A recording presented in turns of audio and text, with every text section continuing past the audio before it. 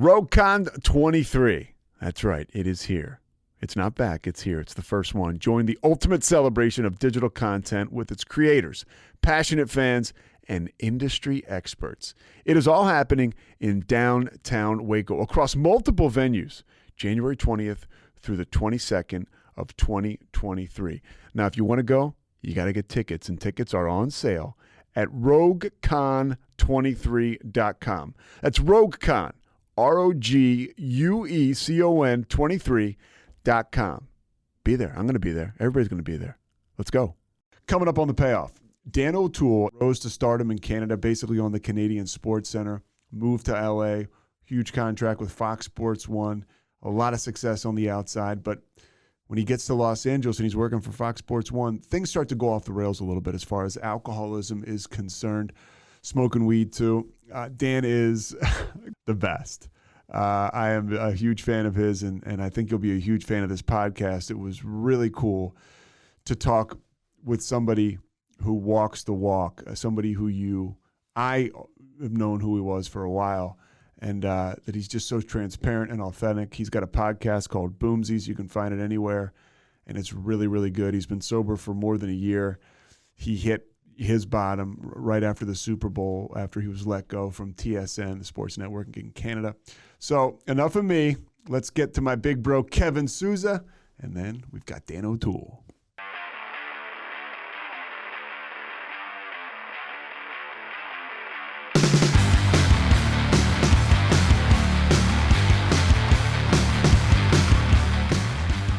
Your podcast is awesome, man. It's you in your basement, and you're by yourself, and it's authentic and it's real. And I would encourage anybody. We'll talk a little bit about it, but just off the top, I listened to a bunch of episodes, and it fills a need. Oh, thanks, buddy. Yeah, I think it does.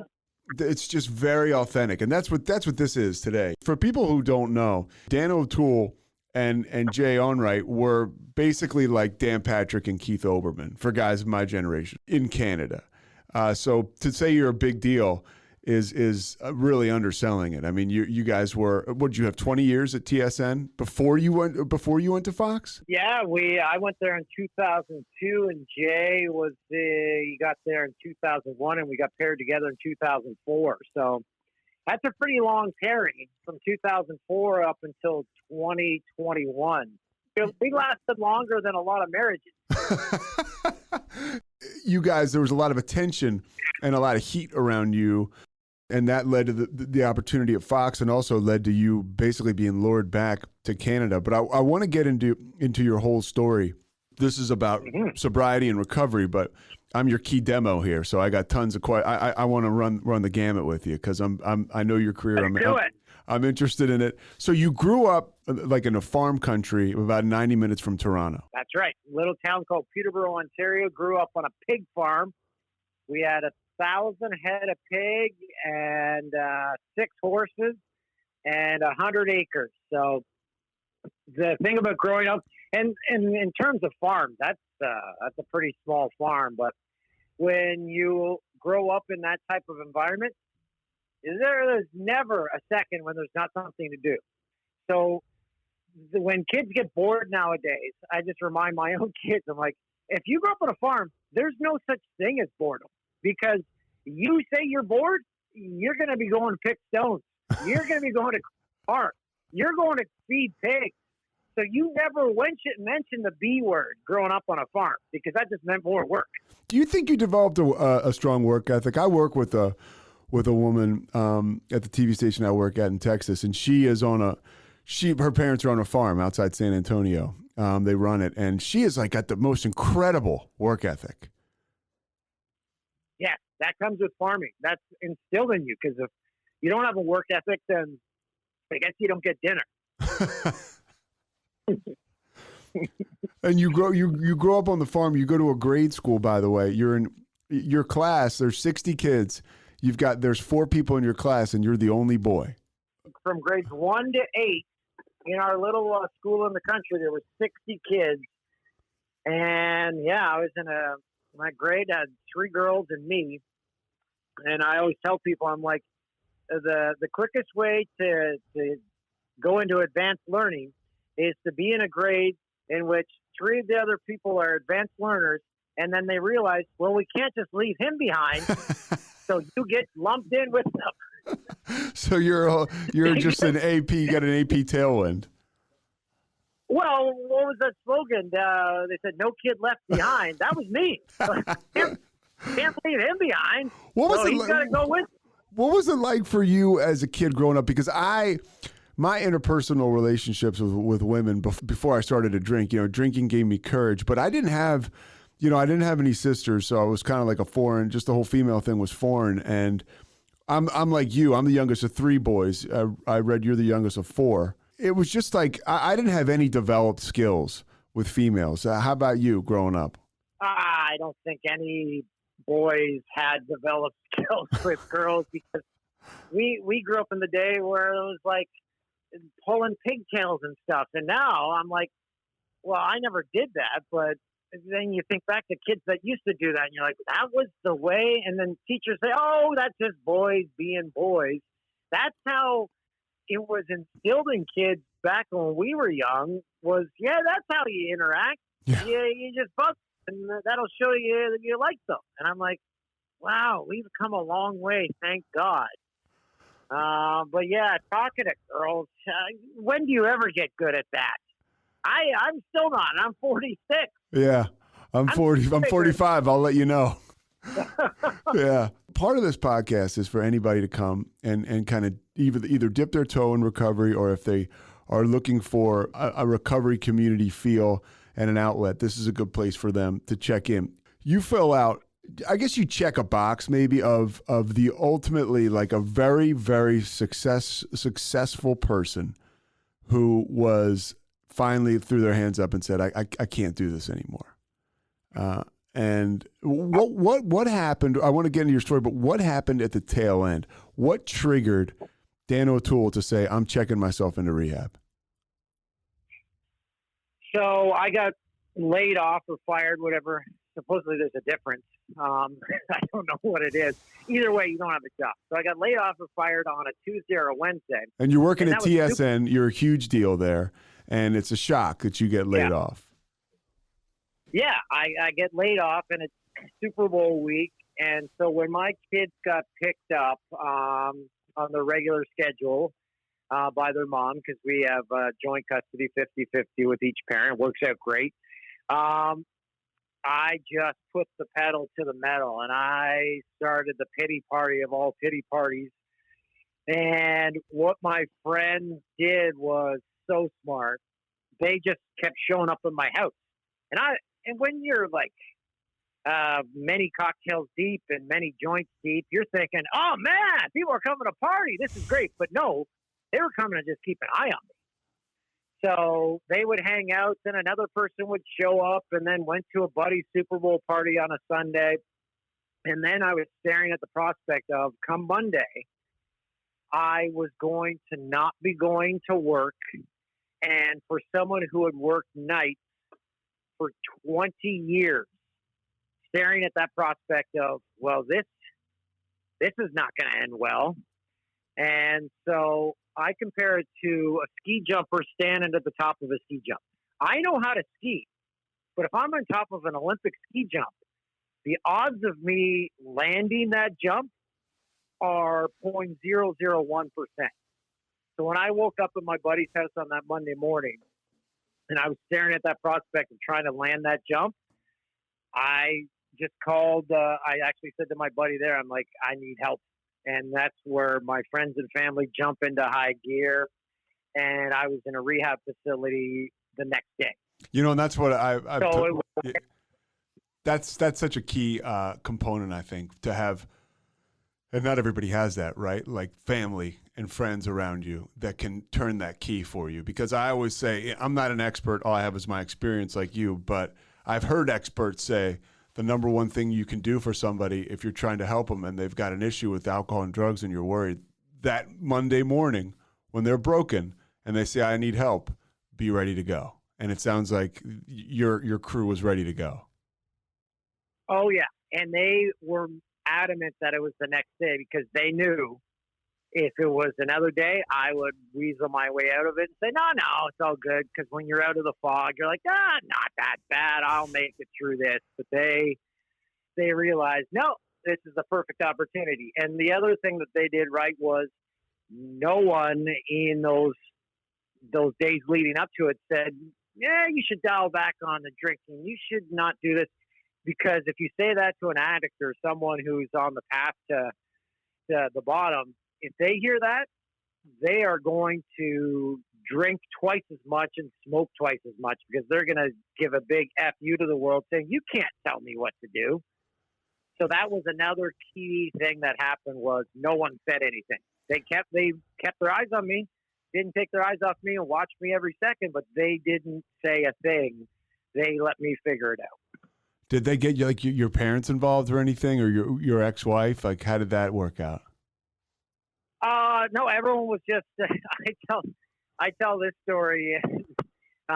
Each person that I called on the phone, like on my way into rehab, from family members to cousins to good friends, each person I called when I said, I'm going to rehab, to a man, they said, good.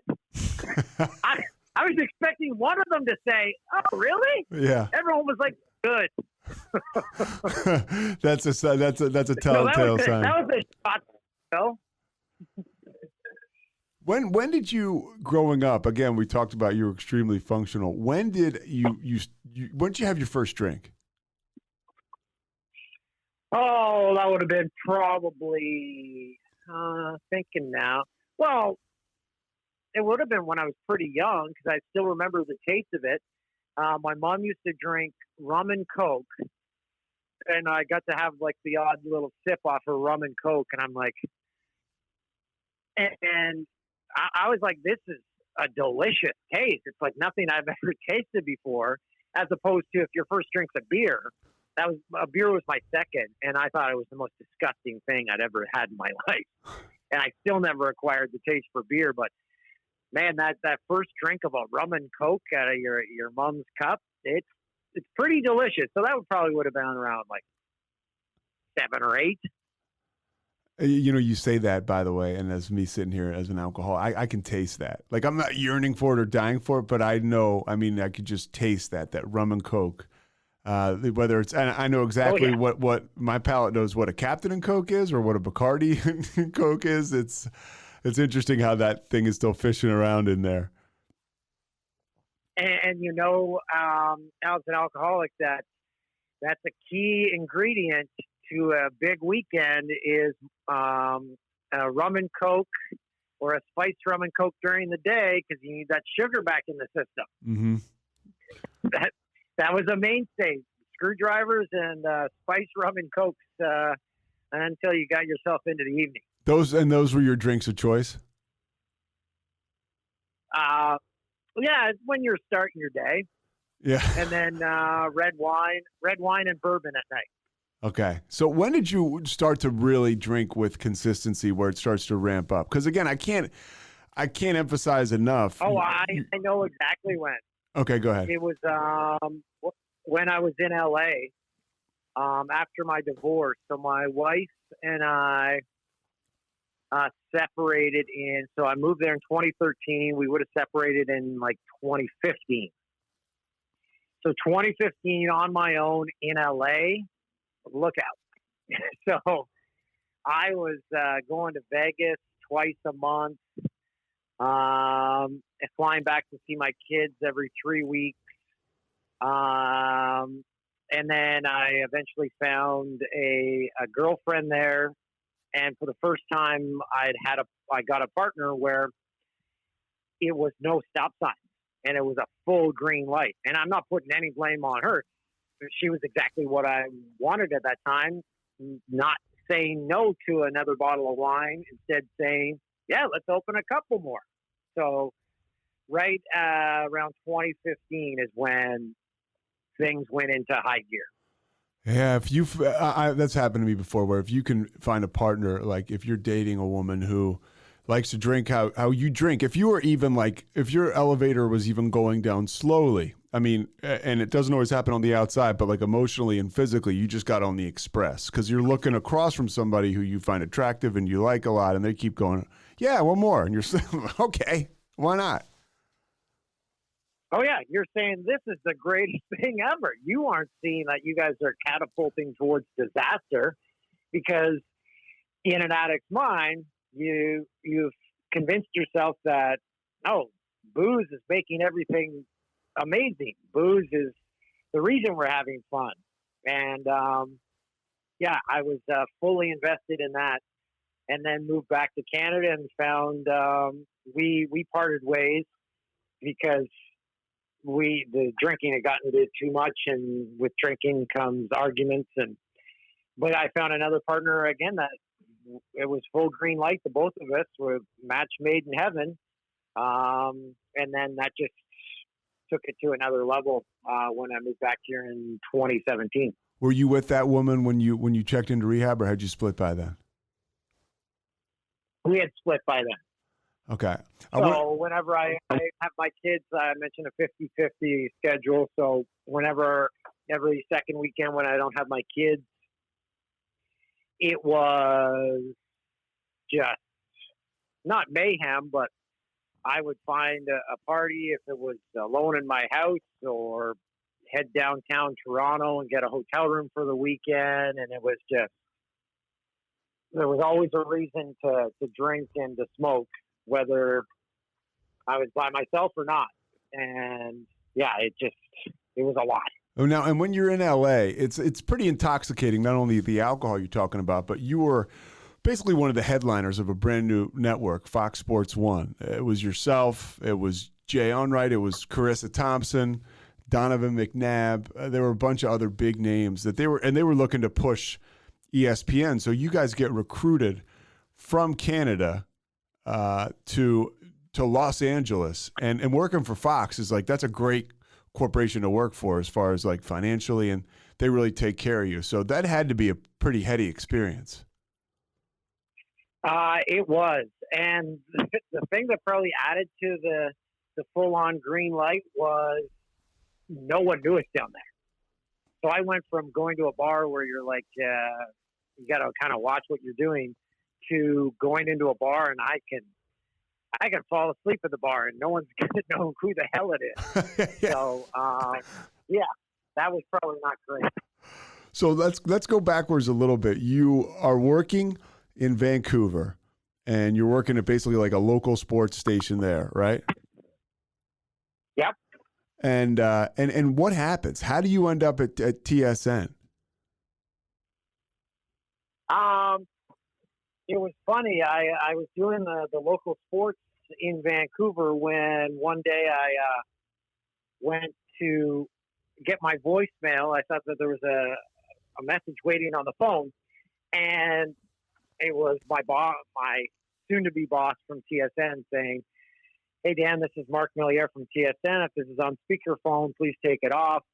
I'd like to talk to you about possibly coming here to work for us," and yada, yada, yada. So that was not after 9 months of just getting into TV while in Vancouver. So that's how it started. And they thought I was a brilliant negotiator because I turned them down 3 or 4 times because I was living in Vancouver, one of the most beautiful cities in the world. I was dating Miss Molson Indy. I'm like, life doesn't get better than this. And then they finally convinced me. They're like, and then one of my bosses at the station I was working at, they're like, "Dan, they might not call again.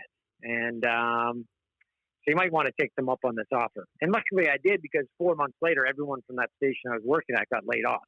So it was the right decision. So not only are you good at your job, you're one step ahead of the sheriff, and then you get paired with Jay Onrait, and your career just skyrockets. Yeah, we never expected that.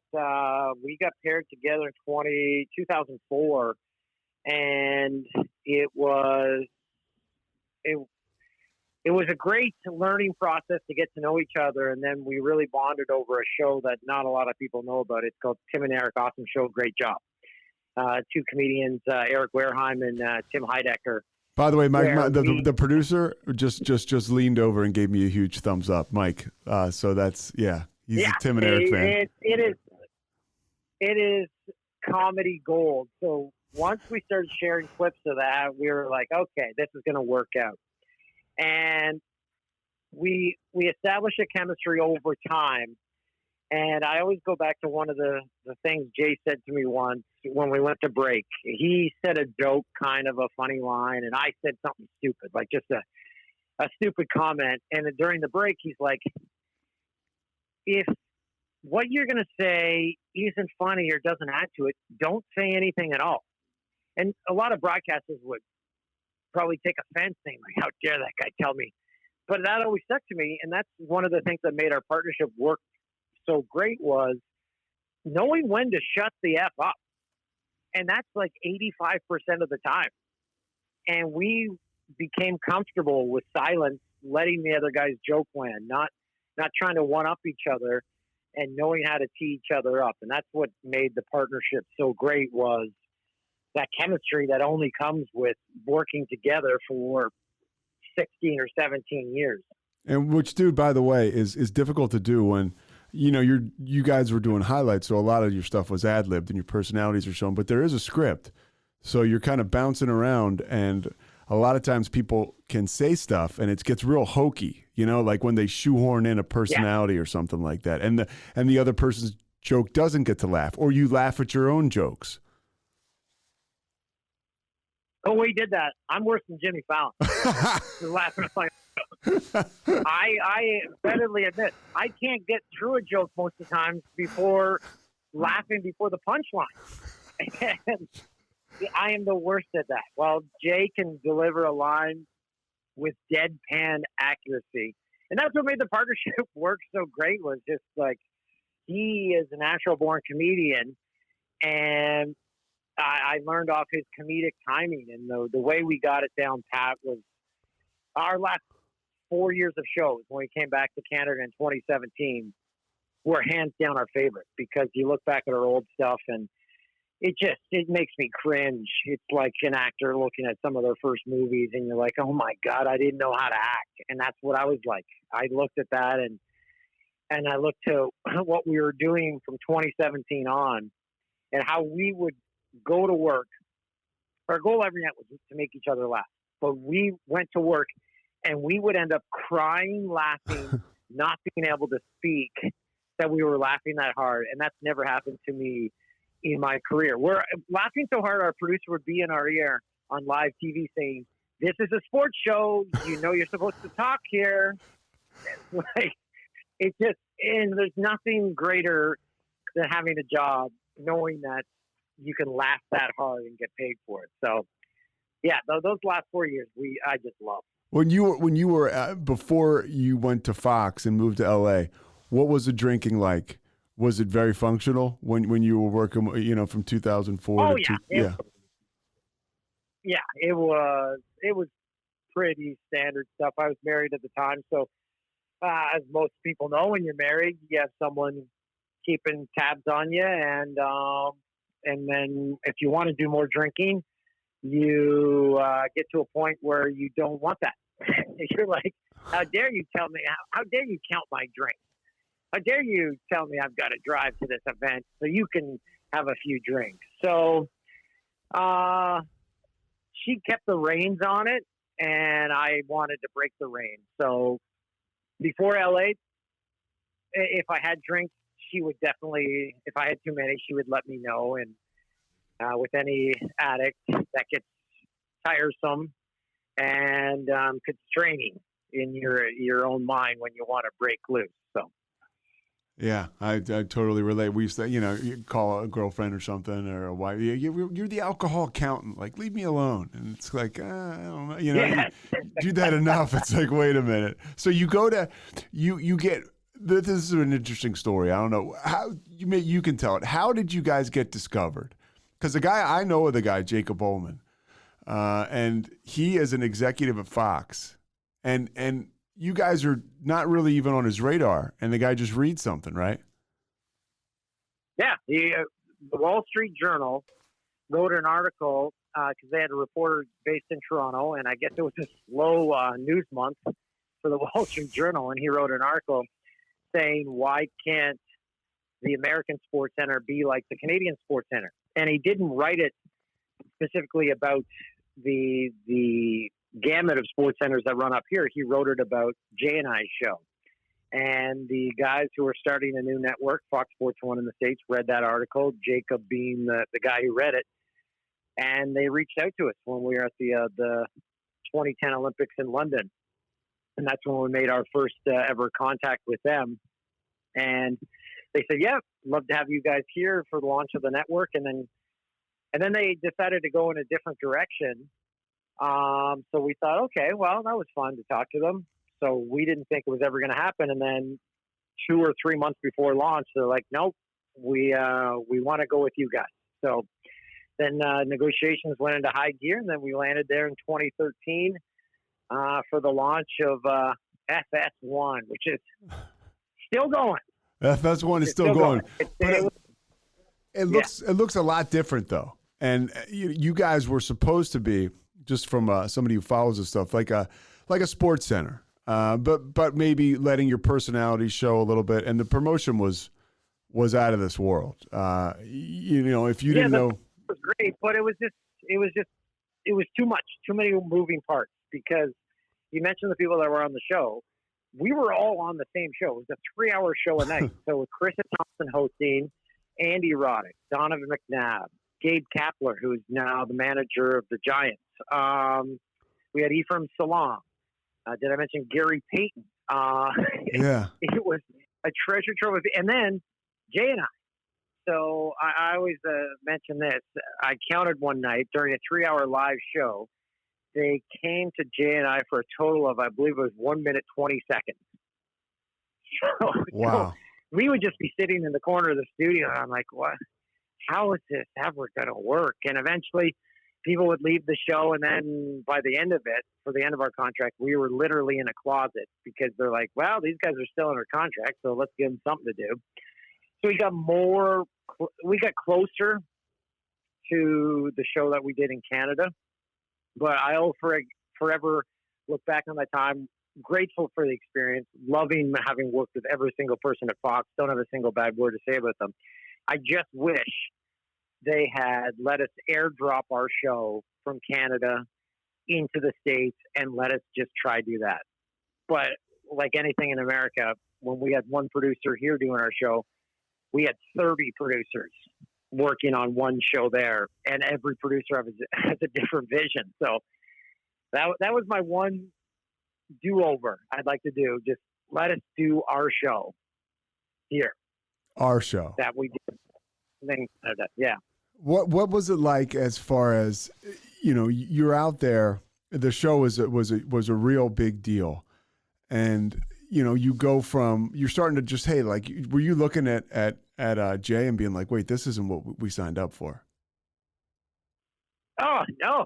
I was living in LA, driving into the Fox studio lot, which is a working movie and TV lot with palm trees, and I could ride my bike to the beach every day. I'm like, this is the greatest. What did your workload subside? Sure, people can't find the station, but I never want to live anywhere else. So it was great. But then eventually, yes, once you start thinking beyond where you're living in the palm trees, you're like, oh, we need people watching this show for us to stay here. So the reality started to set in after a few months. Give people a glimpse of what it is like, though, to work like at Fox, the bells and whistles that come with that. Well, you have a valet service when you pull in, which I'd never seen before. Valet service at work. If you're an on-air person, you have your own dressing room in which you would show up. The suit that you're going to wear that night is hung up in your room with the tie, the shirt, the belt already in the pants, your shoes, your socks, all set out. Reason being, they say, we want you to be able to focus on your job and not have to worry about anything else. So they handled that aspect of it brilliantly. And from in Canada, when you would look out from our desk and see two camera operators, that same scene in LA, you would have 20 people standing in front of you, from 6 crew people to 2 stage handlers to 6 or 7 audio camera people to 2 or 3 audio people. It's just the enormity from American TV to Canadian cannot be overstressed how different it is. It's night and day, the difference. But you also have 330 million people there. We have 38 million. So it's easy to figure out why there's such a discrepancy. Well, and we also have hundreds of channels, and you mentioned it. It was tough when Fox Sports 1 came out. People just couldn't find it on their cable packages. Oh, I know. We at one point were given business cards with the channels for each cable operator on the back of it. So if you showed up at a bar or you were talking to someone and they're like, I don't know where the channel is, you whip that baby out and you give it to the bartender, or you give it to someone you're talking to so they could find it. So they were trying to find, because when you're channel 1,367 on DirecTV, who the hell is going to stumble upon that channel? Yeah. It's a daunting task. We'll get back to this conversation in a second, but right now, a word from our sponsors. RogueCon 23. That's right, it is here. It's not back, it's here. It's the first one. Join the ultimate celebration of digital content with its creators, passionate fans, and industry experts. It is all happening in downtown Waco across multiple venues, January 20th through the 22nd of 2023. Now, if you want to go, you got to get tickets, and tickets are on sale at RogueCon23.com. That's RogueCon, RogueCon 23.com. Be there. I'm going to be there. Everybody's going to be there. Let's go.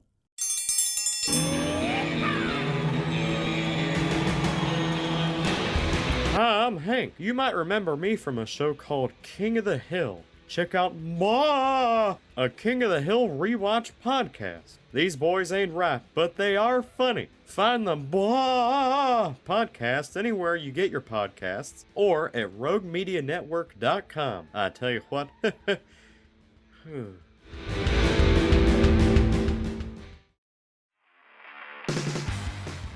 Yeah, were the Carissa, was the talent not necessarily pumped about the fact that people couldn't find you guys? Everyone I was working with, we didn't really talk about it. We're just like, well, we were getting big events, like we'd have some NASCAR races and stuff, and we'd have good lead-ins. We're like, well, maybe people find it now. And then you start thinking, well, ESPN probably didn't have a lot of viewers at the beginning, so you try to convince yourself that eventually people will find it. So you played those games inside your own head. What are the games like inside your head now? You're going through a divorce. Your work situation is not what you anticipated, and now the drinking is ramping up. Oh, I was in a great place, I thought, mentally, because hey, I get to do whatever the F I want. And I'm living in LA. So in my mind at that time, I'm like, this is what life's all about. So I didn't think about no one finding the channel. I'm like, I've got a contract for 4 years. I'm not going anywhere. Were there any consequences for you with the drinking? No, because I never let it interfere with my work. Do that strictly outside of work hours. The only time we ever drank at work was when Nate Diaz came to our show once. And if you look up a YouTube clip of Nate Diaz and Conor McGregor promoting a fight on our channel, and it's one of the most famous interviews, we started poking and prodding, and they went at each other. They were both via satellite, not even in the same room, but it was some great TV. So 2 years later, Nate Diaz walks into our little closet in which we're doing our show, and he's like, "Oh, it's you guys!" And we're like, "Oh my god, he's gonna beat the crap out of it." He's like, "Oh man, that was great." And we had a little cart of alcohol on our set. He's like, "Let's do some tequila." And we're like, "Okay, yeah, perfect." So we did tequila shots with them before the interview and after. So yeah, but no, as far as it interfering with my work, I made sure that it never crossed the line there. It sounds was just strictly when I'm done work on a Friday, it's straight to Vegas. And it sounds like you kind of knew yourself, right? Like you said it. You were at the top of a mountain, and you were like, "I can't. I'm going to self-destruct." With idle time is the devil's workshop. At risk of throwing the cliche around, but you clearly saw that. What were those weekends like in Vegas, though? Were they pretty crazy? Was that just like you were up the whole time, or? Oh no. Like I never did any of those, cocaine or anything like that. I would gamble. I would sit at a craps table for 12 hours a day. Like I would go by myself, and I went to maybe one club when I was there, because people always say like, "Oh, Vegas must have been crazy." I'm like, I went to gamble. Yeah. Because I just love gambling. So I would get my free drink, gamble all day, go to bed, get up and do it again in the morning, and then go back to LA on Sunday night and hopefully have some money still in my pocket. But I actually did that responsibly too. I'd go with a set amount of money, and if that money was gone, I'd never hit an ATM. So at least I was wise about that part. Wasn't wise about spending every cent each time I went to Vegas. No, that's pretty wise. That's pretty good. That's pretty good. I gotta give you that tip the cap there, because especially when you talk about people with the addict mentality. Was there ever a voice in the back of your head that was like, "This is going too far"? Like even before you came back to Canada, when you were in LA, that was like, "This is getting a little out of control"? Probably, but I had a silencer on that voice, I'm sure. Like waking up with a hangover, I'm sure. But I never once did I say, "Oh, this has got to stop." I had convinced myself, "No, everything's under control. I'm just having a good time." Because in an addict brain, you convince yourself of whatever you want to make yourself to feel happy. So that's what I did. I was full on, "Nope, everything's good. Everything's under control. No problems at work, no problems in family life. Got a girlfriend. Everything's A-okay." Is your ex-wife ever like, you gotta get it together? Like, oh no, she didn't know any of this was going on. But she knew I was going to Vegas and questioned why I was going there so often. But in her mind, I probably had a wife there or something, which I didn't. I didn't even speak to any women there. I was so focused on gambling.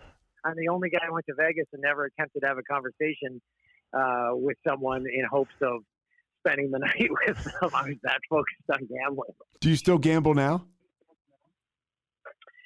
I work for a gambling website, Yeah, Bet Rivers. Oh, right, Bet Rivers sponsors your Boomsies, yeah. So I guess so.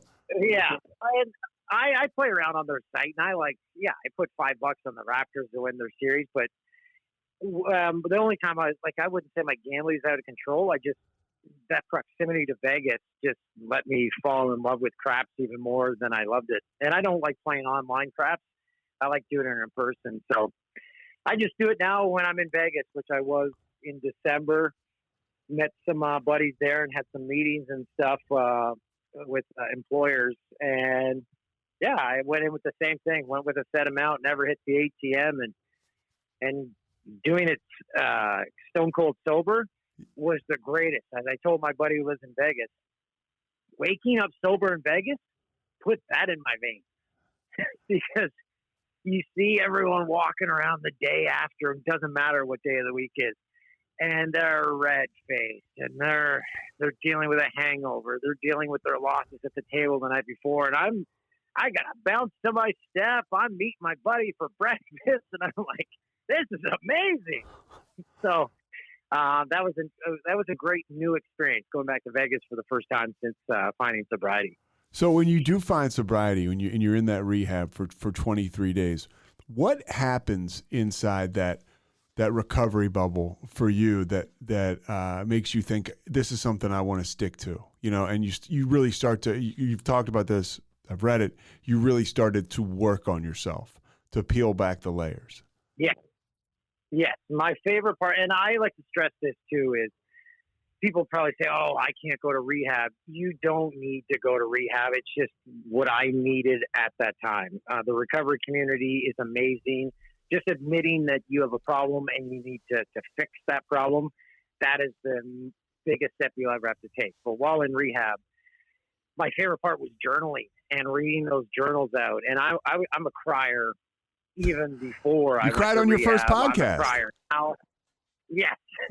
So reading those journals in my group when you're given a topic like describe your perfect day drinking, and then describe your perfect day while sober day that you envision to have. So just reading those out loud, and my perfect day has actually come true multiple times. And I wrote about it in the rehab facility where I said, I just want a day. Actually, I wrote it very eloquently. I said, it's a Tuesday morning, just a regular Tuesday morning, nothing special on this day. A smell of coffee permeates the house. The toast is popping. There's the mad rush of kids walking around the house, getting ready for school. And then I'm about to cry talking about this. I'm like, and I end it with, there's nothing special about this day. It's simply the weary traveler is not weary anymore. So it was the most normal, benign day that I described. But when you're in active addiction, that is something you don't even envision, because you're like, it's just chaos at all times, just trying to control the chaos. So just having the most normal of normal days was something to behold when it happened the first time. And I was able to text my therapist the first day that happened. And she's like, I just bawled reading that, Dan, because I remember that journal you wrote. So just finding so much joy in the normalcy of life that didn't seem attainable before, or something that was even on the radar before. And you do the things like therapy, you do the things like journaling. For me, that puts the wind in my sails, where a regular day like you just described, you find gratitude in it, and there's a level of excitement in that. Like you said, put it into my veins, like, and all of a sudden you're like, here's what I've been chasing for me, right? Here's what I've been chasing, and it's right there in front of me with my daughters and my day-to-day. That's right. Yeah, because when you're using and drinking, you don't realize. Well, eventually, that's what. When I said I need help, I just wanted the chaos to stop. The chaos in your head, like, oh, when am I going to have this next drink? Oh, I got to hide this. I got to do this. I just want it to stop. That's what I wanted when I said I need help. So now that train has stopped. And as I pointed out on my podcast, is there's still bumps in the road. Of course, you're going to have crappy things happen, but they don't derail your day now. When in addiction, if you got a bad email or someone told you something, you would hang on to that, and even more reason to drink. Now you deal with the problem, you get on with your day, and it doesn't derail your entire day, your entire week. And that has made all the difference in the world, is just getting rid of that chaos and finding joy in every single thing in my day. Like I walk around like a crazy person, just smiling, walking down the street, and I love it.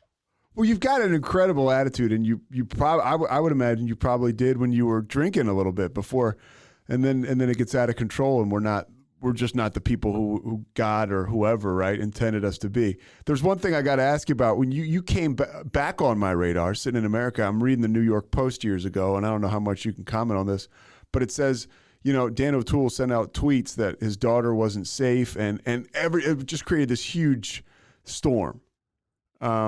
And can you comment on that? What exactly happened, and how have you worked through that? I commented on that on a previous podcast, and I don't really talk about it now. It's something that happened, and something that in the moment, should have handled completely different, but I was in a headspace where I said, this is my cry for help for the situation I was going through. So I'll leave it at that. And you were desperate. So you had like a desperate feeling. Yes. I had, as my psychologist at that time described it, a catastrophic life event. So if that's not really in the textbook of life when you're born, how to deal with one of those. But yeah. No, it's not. So and, yeah.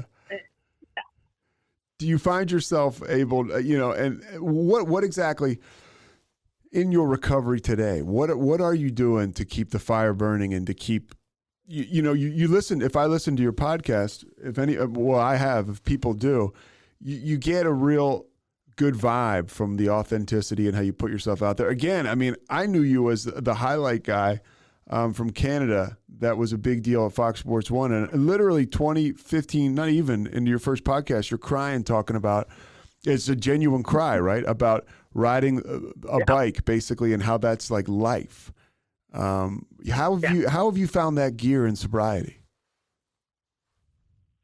By just sticking, I shouldn't say sticking to it, but just believing in the process that I've gone through. I always point back to something a buddy of mine said on the way to rehab, where I was on the phone with a friend, and I'm like, I'm never going to have fun again, because as addicts, we all convince ourselves the only reason you're having fun is with booze and alcohol, when that's not the case at all. So I said that to my buddy. I'm like, I'm never going to have fun again. And he's like, Dan, you're about to live life for the first time. You're going to have the most fun, and you're going to be the happiest you're ever going to be in your life. And he convinced me. I'm like, okay, I guess I'll believe you, whatever. And then I went in. And then once I was out of that place and started to discover that on my own, it's not like a eureka moment.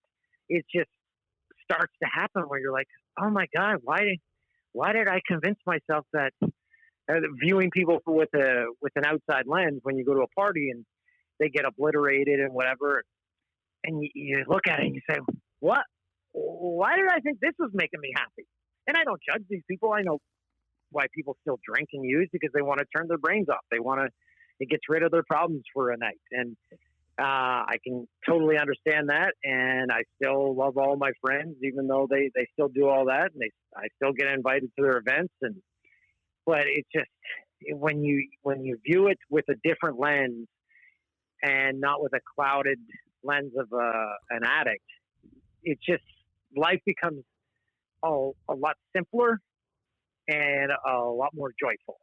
So that's, those accumulated moments is what powers me through, because when you hit a little speed bump, the speed bump's only going to last for a second, as opposed to, oh my God, I got to deal with this for how long? Okay, Dan, we're all good. Even my daughter said that to me now. We were playing Super Mario the other night, and something was happening, and now they know. They're like, Dad, it's all good. It's all good. I'm like, you're right. So they know I'm in a headspace now where they can say, Dad, take a breath, and nothing's going to happen. And it's just being surrounded by people and being in a headspace where you can tell yourself that, and okay, we're good. Let's continue on with life, and let's find the next joyful moment. But this, and also too, the sunshine coming off you is starting to affect the people around you, like your daughters, and they're more understanding of how to navigate these difficult moments and these puddles on the ground. That's right. That's what I'm hoping, is just that they look at what the work I put in and the benefits of that work, even though they won't openly say it. Like, we went to a party, my middle daughter and I, and we left the party, and she turned to me and she said, man, those people were really drunk in there. And I knew, looking at her, oh man, I hope I don't cry again. But looking at her, she was thinking in her head, without even thinking it, I'm so proud of my dad right now, that he's not one of those people. And those are the moments you wouldn't even think to journal about because that's almost too good. You're just trying to journal about a regular day. Yeah. So just seeing she just had a bounce to her steps coming out of that party. So did I. And I'm like, this is what it's all about. A couple more things before I let you out of here because I know you got a busy life. When you go into treatment and you're a huge deal in Canada, what was that like? You're in treatment and you're owning it. You're owning this thing. Like you basically couldn't have played the hand better, really. I mean, nobody wants to go check into rehab, right? But you went right away. You didn't give yourself any time, and you're in there owning it. How do you own it when you come out of there? Oh, that was not the case at all. When I went in, I'm like, no one's ever going to hear about this. Oh, okay. This is going to stay between friends and family and I. And then once I was out of that place and I didn't even know what I was going to be doing. I didn't know I'd be doing a podcast. But once I was in the recovery community and talking to other people and discussing it, saying like, well, should I talk about this? And then they're like, yeah, you can help people, but you don't have to, only if you're comfortable. And then once I got deeper, I'm like, I can help people. And I got an email 2 podcasts ago in which the guy said, I know people say I'm telling my story in hopes of helping one person. And then his next line was, well, Dan, I'm happy to say I'm your one person. And I'm like, oh my God, that's where I cried again. So that email there alone, I said, if I don't do another episode of this podcast, this has been one of the greatest projects I've ever done in my life because of that one email. But it hasn't just been that one. It's been direct messages and phone calls and texts from people that I've never met. And people saying, I'm entering rehab next week. I'm scared. And actually spending the time and talking with these people. And yeah, I've taken full ownership knowing that the chances of helping people are pretty great. Even just that one person, which one person turns into a couple, turns into a handful. And then, yeah, it grows into what it has now. So it has been a great experience, something that I didn't even expect to happen or dive into, that I just dive into with open arms. I wouldn't dive with open arms. I dive into it with a diving pose. If I dove with open arms, that'd be a belly flop. We don't want that. Well, I got a message from a buddy of mine who's sober about what you were up to. And I was like, oh my gosh. And it was such a jolt for me. And I think that's probably what you're looking to accomplish and are accomplishing, is that like you're helping out people, aside from being entertaining and compelling, but you're also helping out people being out there, kind of smashing that stigma. And it's like, oh man, like Dan O'Toole's sober. Like this is like, wow, he's a cool guy I can relate to. That's one more of the tribe that kind of keeps me going. And then, yeah, kind of unrelated, but kind of related. I just wanted to point to an incident that happened, not an incident, a moment that happened in my kitchen yesterday where I'm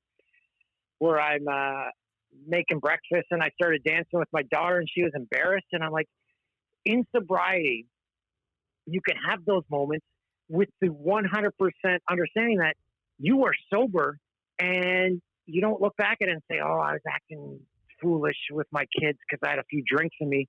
I realized I've always acted like an idiot, and now I can do it with a clear conscience because my kids aren't going to say, oh, he's got a few drinks in him. They know, no, Dad's stone cold sober. He's just an idiot. So it's an amazing feeling, and it's so liberating, not walking around with the back in your head saying, well, gotta hide that I smoked that joint. Oh, gotta get some mouthwash because I had that drink. No, just be an idiot. Because I'm an idiot. So it's great. Compare that feeling you just described along with the feeling you get from people that are direct messaging you, telling you you're helping them, and that feeling you got being like a superstar or a star, on billboards in LA. Oh, there's the current feeling outweighs the other one by 1,000,000% because I've said this before. Maybe at some point early in my career that I liked being on TV or felt, no, this is my job. I need to have it. But we were walking downtown Toronto, my daughters and I, the other day, and my daughter says, Dad, you just went by on a streetcar. I'm like, what are you talking about? So we ran up, and there was a whole streetcar with my face on it, with the Bet Rivers company, and it's all over. Like, there's like 5-7 foot heads of me on the streetcar. Where in the past, I would be sending that on social media, and I'm like, but now, like, for my kids and I, we're like, yeah, whatever. That's just Dad's job, and it's not like, hey, look at me. The current feeling of people reaching out, that's where I'm like, okay, that means 100% more than my face all over a streetcar could ever mean to me. Last question. When somebody it comes into recovery and they just want to stop and they ask you, or they send you a direct message, Dan, what do I do? What do you say to the person who's just struggling to get one day? You congratulate yourself by saying, first off, I have a problem. And do you know how many people don't have the balls to say that? You can't count that high, because you've taken the first massive step saying, I have a problem and I want the chaos to stop. I'm sick and tired of being sick and tired. And that's what I was. And one day grows into 2, grows into 3 weeks, grows into 3 years. But guess what? We're all counting days. Every single one of us in sobriety. You just got to be sober for today. And the great thing about it is it becomes human nature after a while. Like, sure, you'll have cravings like, oh, man, I'm walking by that guy smoking a joint. I sure would like some of that. But now I've gotten to the point, I'm always going to be an addict. And there's always going to be a drink right around the corner, a joint around the corner. But it doesn't even enter my brain when I walk through a lobby with my kids at a hotel where the bar's rocking. It doesn't enter my brain saying, oh, I hope I can sneak away to get a drink there for an hour. You actually start to formulate in your brain saying, I actually used to think that. Oh, man. No, I'm glad I don't have to have that clogging my brain now, and I can just focus on life and being in the present. And it all just adds up. It's just, for today, you're not going to have a drink. I'm not going to have a smoke. And for tomorrow, we'll deal with that when we get there. But let's just focus on today. And that's pretty much how I live every single day now. Just focus on today, being happy, being present. Well, you were certainly present here today, man. The podcast is Boomsies. Dan O'Toole, you are the man. I really appreciate your time today. I cannot thank you enough. Yeah, thank you. This has been great. You made me cry 2 or 3 times. Thanks a lot. You got it, man. I'll send you this link. It'll go up next Tuesday. I really can't thank you enough, man. Oh, well, you're awesome. Thanks for having me on. And, yeah, send me that link when you get it. All right, Dan. Thanks, man. Take care. Okay. Talk to you. Bye-bye. Bye-bye. Thanks so much for listening to The Payoff with Pete. Once again, I'm Pete Souza. And of course, we are part of the Rogue Media Network. All kinds of good podcasts you can find at roguemedianetwork.com. And of course, you can find this podcast and all those other ones wherever you get your podcasts, iTunes, Spotify, other spots like that.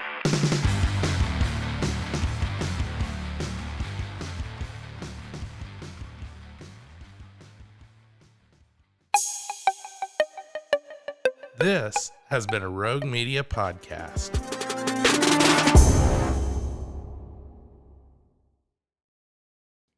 Join the ultimate celebration of digital content with its creators, passionate fans, and industry experts. It's all happening in downtown Waco across multiple venues on January 20th through the 22nd, 2023. Tickets are on sale now at roguecon23.com.